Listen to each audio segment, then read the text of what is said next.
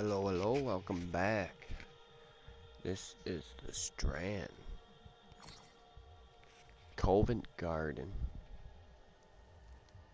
The name is a corruption of its original name, Convent Garden, which gives a clue as to the site's original purpose. I'd make that clue more obvious, but I'm worried I'd make a habit out of it. Mega LOLs. Once a garden belonging to Westminster Abbey, the land was tilled and worked by Benedictine monks until King Henry VIII seized the land in 1536, a consequence of Henry's separation from the Catholic Church. The land was in turn granted to John Russell, the first Earl of Bedford, who showed little interest in the land and left it unattended. Don't tell anyone living in a compact and bijou £1,000,000 studio flat that there was a point in time where people didn't give a toss about London real estate. The land stayed in the Russell family unused until the 4th Earl of Bedford inherited the land in 1627. He hired Inigo Jones to design and build a piazza on the property.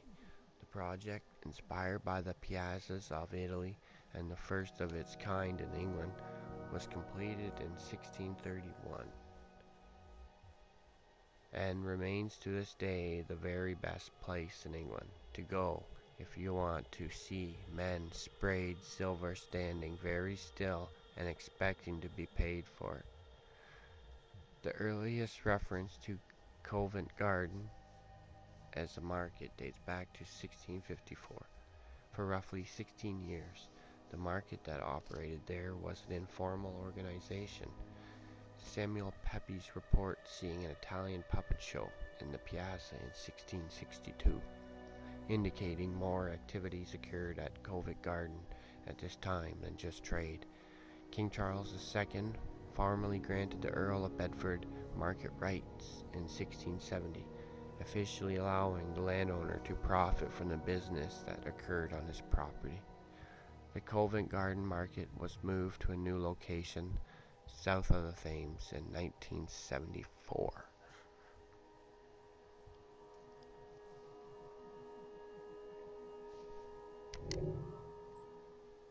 We got Westminster, the Admiralty.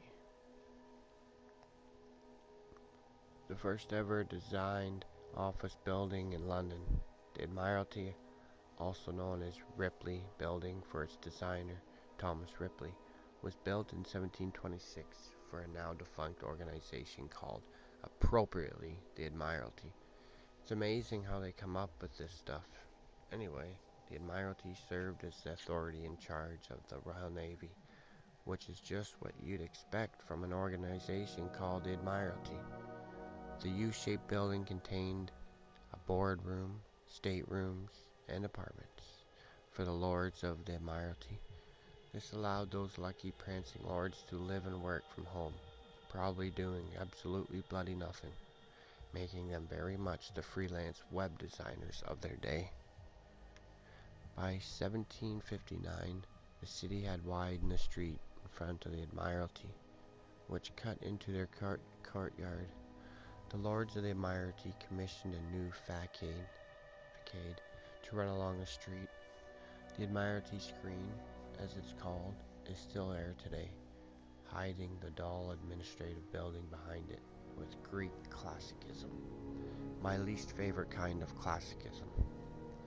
In 1964, the Admiralty became the home of the newly established Department for International Development. I have no idea what that is, because I fell asleep just typing its name.